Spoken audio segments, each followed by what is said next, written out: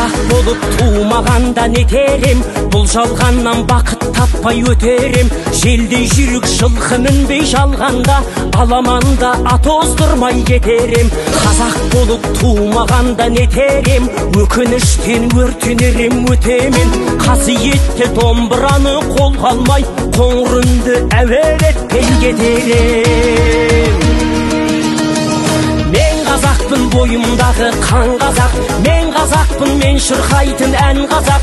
Бір қазақтың бақыты мен бағына, бар жаны мен қуаныс екен бар қазақ. Мен қазақпын, түрім қазақ, тіл қазақ, мен қазақпын, мен айтатын жыр қазақ. Сүйеу болсын, тіреу болсын мың қазақ, сүрінгенде бүлінгенде бір қазақ.